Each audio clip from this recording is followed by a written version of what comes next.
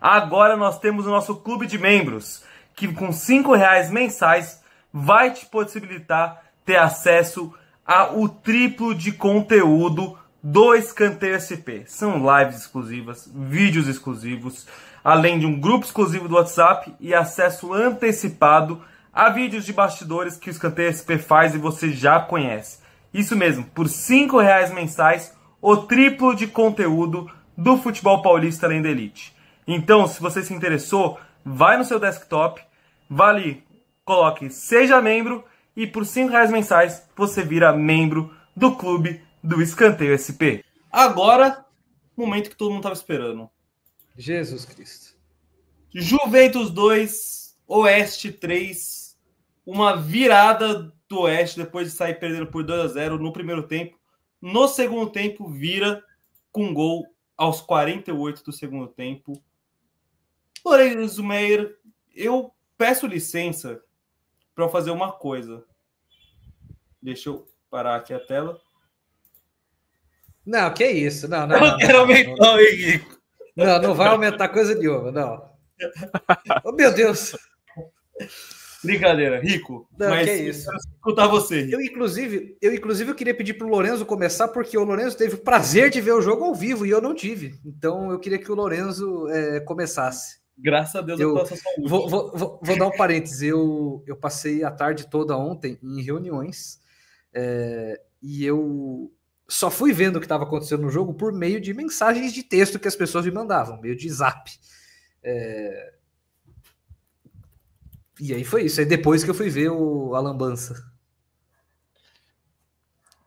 Cara, fica até difícil falar, mas falar um panorama do que foi o jogo primeiro, né? Primeiro tempo do Juventus bom, né? Abre o placar em uma bola parada do Rafael Costa. E aí faz um gol muito parecido contra o que fez, uma jogada muito semelhante que fez contra a Portuguesa Santista, né? Eu acho que é uma jogada ensaiada, eu não lembro se contra a Portuguesa Santista foi um lateral, mas o Rodrigo recebe a bola, ele faz uma ginga de corpo, chuta, o goleiro dá o rebote e aparece alguém para finalizar. Contra a Portuguesa Santista foi o Natan e contra o Anderson e contra o Oeste foi o Anderson Magrão. Dá a sensação de ser uma jogada ensaiada. Eu não lembro se o gol contra a Portuguesa Santista nasceu de um lateral, mas caso nasceu de um lateral. É claramente uma jogada ensaiada e mérito do Sérgio Soares nesse caso. Que conta com o erro do goleiro. E já aconteceu 2 vezes. Primeiro tempo muito equilibrado. O 2-0 para mim não reflete o que aconteceu. O Oeste perdeu uma chance claríssima. E o Juventus foi eficiente. Mérito do Juventus, 2-0 no intervalo.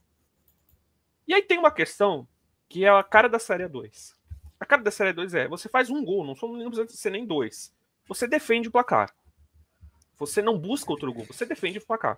O Juventus decidiu buscar outro gol no segundo tempo, buscar o terceiro gol. Teve até a oportunidade com o Anderson Magrão. Mas antes de tomar o primeiro gol do Oeste, o Juventus já estava tomando muita jogada em transição. E o Oeste é um time que os pontas são muito agudos, eles não pensam muito, não é assim, ele vai chegar na linha de fundo e vai tocar para trás para querer armar o jogo. Os pontas do Oeste têm a liberdade de ir para dentro. E o Juventus toda hora, mano a mano, transição para cima da defesa do Juventus. Chegou uma hora que o jogador do Oeste acertou um chutaço, mérito dele, 2-1. E aí as coisas não mudaram, né? O Juventus pareceu ser um pouco mais precavido, mas praticamente no lance seguinte já toma o gol de cabeça do Henry. E aí o Juventus se perdeu na partida, a realidade é essa. O Juventus ficou perdidinho na partida, o Oeste muito mais próximo de fazer o gol do que o Juventus de conseguir fazer o terceiro gol. E aí numa bola parada, num erro claramente individual de um zagueiro que não é a primeira vez que erra no campeonato, o Oeste consegue a virada. Importante citar, tô falando muito do Juventus, mas o Oeste teve muito mérito. O Oeste é um time encaixado, tá? O Oeste tá jogando futebol. Não é que assim, o Oeste venceu, conseguiu resultados expressivos, venceu a Ferroviária em Araraquara, venceu o Votuporanguense em Votuporanga e venceu o Juventus em Javari, não é um acaso. Não é. O Oeste é um time muito bem treinado, o Oeste, a garotada está se entendendo. E a maioria dos times estão dando brechas para que o estilo de jogo do Oeste funcione. Muitos times estão dando espaço para o Oeste. Não sei se é porque talvez menosprezem um pouco por ser o time mais jovem da competição, provavelmente. Não sei. Mas assim, são muito jovens esse time do Oeste e o time está jogando bola. Mas em relação ao Juventus, a gente vai bater numa tecla que eu falo aqui toda hora. O campeonato, a primeira coisa que você precisa contratar num campeonato, na minha opinião, hoje um diretor de futebol da divisão. O que o Juventus fez? Dispensou esse diretor de futebol da divisão, que era o Edu. O Edu foi trabalhar no Brasil de Pelotas, se eu não me engano. Inclusive, acho que ele ia acertar com o Oeste, foi pro Brasil de Pelotas, enfim, não sei. E aí o Juventus o que fez? Colocou as coisas na mão, aparentemente, do Sérgio Soares. E aí é um problema crônico de Série 2 e Série 3. A maioria dos treinadores, não sabe montar elenco.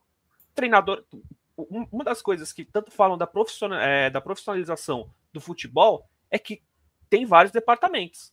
Existe o departamento que é da comissão técnica, que faz parte do departamento de futebol, e tem a espécie de diretoria executiva, que são os diretores de fato, os caras que, além de só acompanhar o seu time, que é o que o treinador faz durante a competição, é impossível um treinador dia 2 parar para ver outros jogos, analisar, monitorar jogadores. Isso é um trabalho do diretor de futebol. No fim, enfim, resumindo, o Juventus colocou tudo na mão do Sérgio Soares, e a realidade é que o Sérgio Soares montou um elenco fraco. É o que dá para dizer. O elenco do Juventus é limitado. Se você for pegar o elenco do ano passado, talvez não tivesse tantos nomes conhecidos como Marzagão, como Rafael Costa, como Léo Castro, como Anderson Magrão. Mas tinha alguns caras que foram buscados assim fora da caixinha que fizeram muita diferença. O Liberato, por exemplo. O Liberato é um cara que vem para 2, ele não tá no radar de ninguém, porque é um cara que assim, você não pensa, esse cara não vem para 2. E hoje tá no Campeonato Português, primeira divisão. E hoje tá no Campeonato Português. O Heine vinha de uma temporada em que ele não tinha jogado. Mas é um cara de um potencial muito grande. Fez um campeonato excepcional. Talvez tenha sido o melhor jogador do Juventus no campeonato. E esse ano, o Juventus parece que olhou demais para esses caras conhecidos da divisão. E os coadjuvantes, são muito abaixo do nível da competição. Não é nem do nível dos protagonistas, do nível da competição. E aí pagou que o Juventus tem um elenco limitado, não está conseguindo jogar bola coletivamente, é um time muito dependente do Rafael Costa, e aí a realidade é que o Juventus tem que buscar os 15 pontos. Vamos buscar o acesso, a classificação e tal. A primeira meta do Juventus, e para mim acho que vai ser o no campeonato, é 15 pontos. Com um elenco muito fraco. Mas eu não acho que o elenco seja fraco. Eu acho que é limitado, mas limitado e fraco não quer dizer a mesma coisa necessariamente. Eu acho que é um elenco que não é elenco de brigar contra o rebaixamento. Mas é um elenco limitado porque esse ano, claro, o mercado está muito competitivo, mas é um elenco que na 2 inteira faltam jogadores de destaque na 2 para quem quer comprar. Só tem um Magrão, só tem um Léo Castro, só tem um Rubinho, só tem um Caio Mancha, só tem um... quem mais que a gente poderia incluir nesse balaio? Só tem um Misael, que foi pro Votoporanguense, por exemplo, lateral direito. Então, eu acho que o elenco tem limitações, mas não é fraco. E isso é que, para mim, é a pior parte da história. Porque é um elenco, para mim, bom. Para mim, o elenco não é um nota 8, mas não é um nota 5, sabe? É um nota 6,5. Tem um técnico que é muito bom pro nível da divisão. E vou abrir aqui, cara. Tem gente querendo trocar o Sérgio Soares. Já vi em rede social levantar o nome até do Jorginho, que treinou ano passado. Pelo amor de Deus. Meu Deus do céu. Vamos falar realisticamente. A chance do Juventus perder para a Ferroviária sábado é grande. É muito grande. E eu espero que essa eventual derrota não venha acompanhada da demissão do Sérgio Soares, porque seria uma cagada do tamanho do estádio, do tamanho da Rua Javari. Agora, é um elenco minimamente nota 6,5, com um técnico muito bom, que não consegue ter 90 minutos de muita intensidade. Até no 3-1 contra a Briosa, o primeiro tempo foi uma maravilha, o segundo tempo foi bem abaixo. Claro que tirou o pé, poderia até falar que está se poupando, mas tomou um gol da Briosa, que é o primeiro time a demitir o seu técnico. Eu acho que a questão é que os jogadores que vieram de fora não corresponderam. E isso é um risco que, por exemplo, o São José está correndo, está até acontecendo um pouco com algum deles, mas em menor escala, porque muitos estão correspondendo bem, mas os jogadores que o Juventus trouxe de outros estaduais não estão entregando. E a gente falava no primeiro programa, quem o Juventus contratou da divisão é muito bom. O Marzagão é um dos melhores volantes do campeonato, o Rafael Costa é hoje o melhor jogador do campeonato inteiro. O Léo Castro te entrega um gol a cada 2 jogos. O Magrão te entrega 1 a cada 4, mas ele te faz um pivô legal. Agora, o conjunto por trás contratado, principalmente o pessoal que nunca jogou ou que não joga um Paulista 2 a 3 há muitos anos, não funcionou, pelo menos por enquanto. E eu vou falar, eu acho que tá na hora de apertar o botão vermelho e dar chance para quem tava na casa. Não me surpreenderia sábado ter, por exemplo, o Henrique, o 10 da Copinha, com a 11 no ataque, ou com a 7, principalmente com a 7. Não me surpreenderia, por exemplo, o Betinho e o Marzagão são bons volantes de A2, mas eu não sei se juntos é o melhor encaixe, então talvez ele vá para o banco, e eu não me surpreenderia ver um cara como, por exemplo, o Pedrinho, titular. O Pedrinho não é da casa, mas o Pedrinho é mais um medo que um volante. E o Sérgio é um cara que tem mudado, sabe? Eu acho que a gente demite um técnico que é teimoso. E não é o caso. Inclusive, eu acho que muitas demissões de técnicos aqui seriam equivocadas se acontecerem por agora, porque a gente não tem um técnico que está sendo teimoso, sabe? Que tem 4 pontos hoje e manter o mesmo time. Pelo menos todos estão tentando. Alguns estão tentando errado, outros estão tentando certo. Eu acho que o Sérgio está tentando certo. Mas o problema é que, por enquanto, o elenco não encaixou. É exatamente o cenário do ano passado. Um pouco menos grave, porque ano passado não tinha esse bando com 4 pontos. Mas eu acho que é até uma questão de postura, sabe? Eu acho que você tomar uma virada jogando indo para o intervalo com 2-0 e tomar uma virada 3-2, depois de você mostrar no primeiro tempo que o teu time não é inferior, é uma questão de postura, sabe? E por postura eu digo assim, não correr ou correr desconcentrado, porque às vezes correr errado é tão ruim quanto não correr, mas eu acho que é uma questão de postura, sabe? Eu acho que é uma questão de entrar em campo para vencer. Eu acho que tem jogador que está entrando em campo pensando no fim do jogo e deitar e descansar, sabe? Pelo menos vendo de fora. Claro, não estou dentro do elenco, não estou na preleção, não estou na roda de oração, mas a impressão que eu tenho é que tem jogadores que não estão correndo, não estão, sabe? Estão... Essa é a impressão que eu tenho, sabe? Eu acho que um time que corre não toma 3-2 de virada. E isso, por exemplo, o Juventus está desperdiçando mais um bom campeonato do Marzagão. O Juventus está desperdiçando o melhor jogador do campeonato até agora, com 4 pontos em 5 jogos. Então eu acho que talvez na próxima rodada já mude algumas coisas, sabe? Mude algumas coisas na questão de postura. O Sérgio é um cara que, se você não correr com esse J no peito, você tá fudido. Por isso não pode ser demitido em hipótese alguma. E eu não me surpreenderia ver umas 3, 4 mudanças já para o sábado, inclusive no gol. Não que o Caio tenha falhado em nenhum dos gols, mas chega uma hora em que não tem motivo para você estar fazendo uma campanha ruim e o maior jogador do século XXI no teu clube está no banco. Sendo que ele mostrou na Copa Paulista que ele pode, que ele dá conta do recado. Sabe, não que o Caio tenha que sair, mas talvez para até tirar um pouco até para entrar um cara de costas largas em campo, sabe, para segurar a bronca. Mas eu acho que, sabe, porque taticamente, acho que não tem nada que a gente faria que não está sendo feito. Então eu acho que é mais uma questão de ânimo. E quando eu falo que o jogador não está correndo, não é que o cara é vagabundo. É que às vezes o cara toma um primeiro gol no segundo tempo e desanima. E fica baqueado. Talvez alguma injeção de ânimo ajude. Talvez, assim, contratar um ponto esquerda também ajudaria. Mas como isso não podemos prever, então talvez uma injeção de ânimo ajude. Rico, só completando, Nicolinha, eu concordo com o Rico, que não deve se mudar o treinador. Fiz umas críticas aqui ao Sérgio Soares, repito, acho que errou na montagem do elenco, acho que é um elenco limitado, mas eu mantenho o Sérgio Soares, porque assim... Sem dúvida. Ele tem condições de fazer esse time render. E se ele não tiver, me preocupa quem terá, porque para mim é um dos melhores treinadores da divisão. Sim. Mas é um pouco preocupante a situação do Juventus, cara, pela bola jogada por alguns dos adversários que enfrentou. Por exemplo, a única vitória do Linense foi contra o Juventus na primeira rodada. Sim. Rio Claro também, um empate, tudo bem que o Claro empata com todo mundo, mas também empate com o Rio Claro, dentro de casa, com gol no último minuto.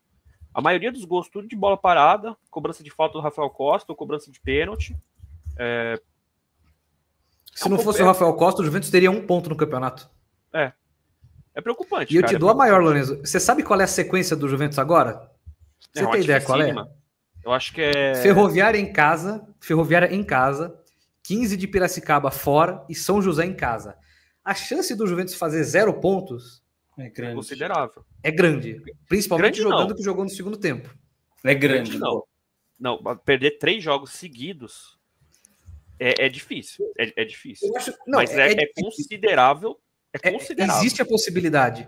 Existe a E possibilidade. assim, se o discurso no Juventus ainda é de buscar um acesso. Por mais que a bola não diga. Se o Juventus não fizer 6 pontos nos próximos 9, não é mais. Aí é não cair. Porque se o Juventus fizer 4 desses 9 pontos, o Juventus vai chegar à 8ª rodada com 8. É ritmo de 15 pontos. Então, assim, eu acho que o negócio essa sequência de 3 jogos é essencial. O elenco do Juventus demonstrou limitações e demonstrou qualidades. Se não fizer 6 pontos contra 3 dos melhores times do campeonato, é porque o Juventus não é um dos melhores times do campeonato. Se perder todos, o Juventus é um dos piores. Se ganhar, o Juventus... Se o Juventus ganhar os 3 jogos, aí é outra coisa. Aí nós vamos estar falando de como que o elenco tá bom, tudo. Mas é uma sequência essencial. É a sequência que vai definir se o Juventus vai brigar para cair ou para subir, provavelmente. Porque para subir, eu digo classificar. E é como a gente ouve no meio do futebol, né, cara? Para você ser o melhor, você tem que ganhar do melhor. E não adianta olhar essa fase da tabela e falar, se a gente empatar em casa com a Ferroviária, tá bom. Se a gente empatar em casa com o São José, tá bom. Não tá bom. Não tá bom. Amigos, por outro lado, duas questões antes de vocês continuarem para a gente continuar falando sobre esse jogo. A primeira é da Tchaneli. E aí eu quero pegar a partir dela. Volto a perguntar o que acontece com o Juventus nos intervalos. Vocês acham que o time fica mais fraco pelas mudanças no segundo tempo, cansaço e, aproveitando a pergunta do Renan, o que foi o Oeste? O que está acontecendo com o nosso Oeste, o bom e velho Rubrão? Eu vou responder a segunda pergunta puxando pela primeira. Eu acho que não é o que acontece com o Juventus no intervalo. Eu acho que é o que acontece no outro vestiário. Porque eu já disse no programa anterior e eu falo hoje de novo. Se tem uma seleção do campeonato hoje, o Lelé não somente é o técnico do campeonato, como ele recebe votos para craque do campeonato. Como já teve técnico recebendo do meu amigo aqui em cima. O Lelé montou o time mais eficiente da A2 em anos. Porque o elenco do Oeste tem peças muito boas. Nenhum time da A2 tem o Alex Reinaldo. O Alex Reinaldo é o melhor lateral direito da A2, ponto. O Léo Pereira briga, mas o Alex Reinaldo é craque da bola. Mas em outras posições o Oeste tinha pontos de interrogação enormes. Tinha jogador que não fazia gol há 2 anos, tinha jogador vindo de problema físico, e não era 1, 2, era uma boa parte do elenco. E todos estão jogando bem, O Henry está jogando o que a gente achava que ele jogaria quando ele surge na base do Audax, que a gente pegou a época dele de profissionalização, de surgimento no Audax, e todo mundo falava muito bem dele. E aparentemente o Henry chegou, e é um dos grandes centroavantes dessa 2. Então, o Lelé montou um time muito eficiente, e se a gente for reparar, todos os gols do Oeste, eu não digo todos os gols, muito obrigado. Ana Tereza me trazendo bolo de rolo de chocolate aqui. Muito obrigado, cortesia da minha sogra. Então, eu acho que a questão é que o Juventus o Juventus tem sofrido para manter vantagens quando ela existe, porque talvez o Juventus seja muito fácil de marcar, talvez o Juventus seja muito fácil de sufocar.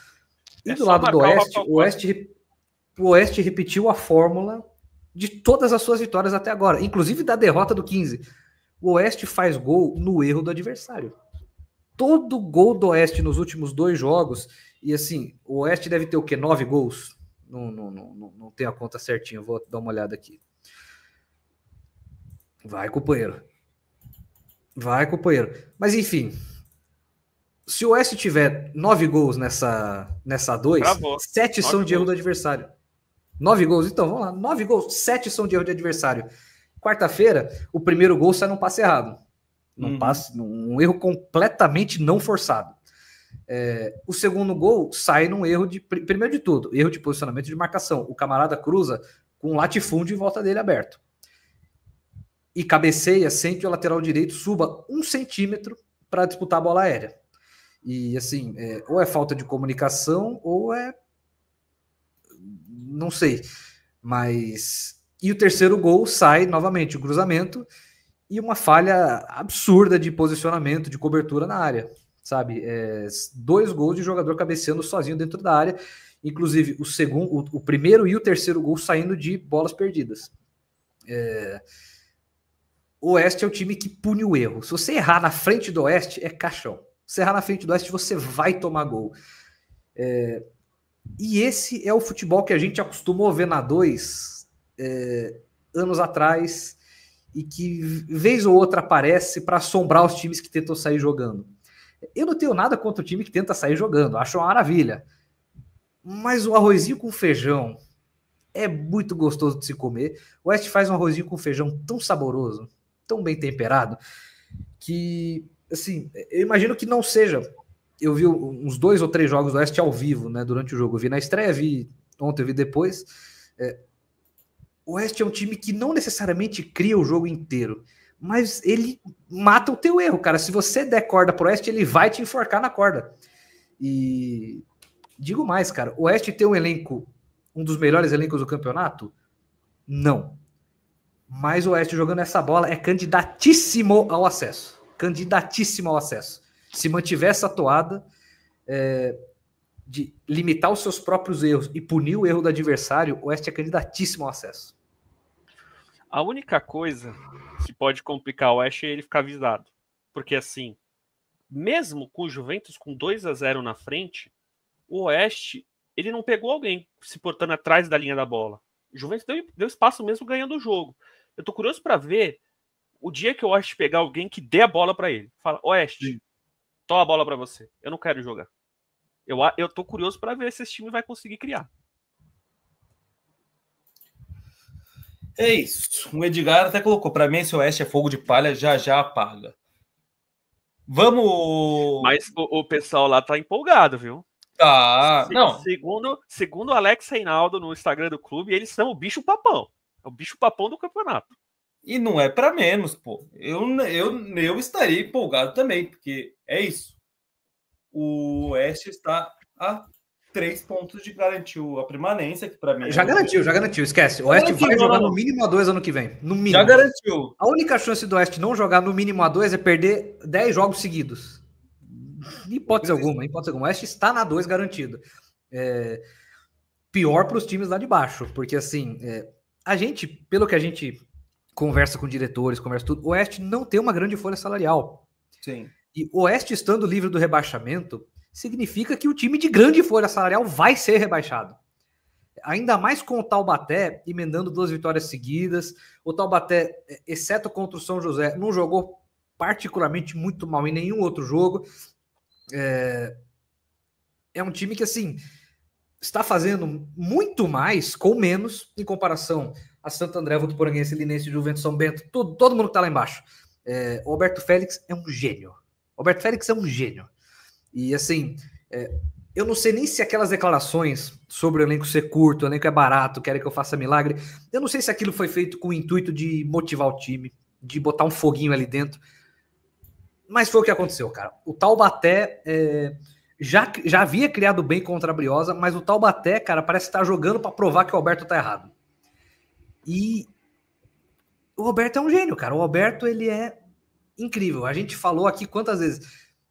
Se eu tenho um time de A2 hoje, o meu técnico talvez seja o Alberto, a depender das características. Ele é muito bom técnico, muito bom.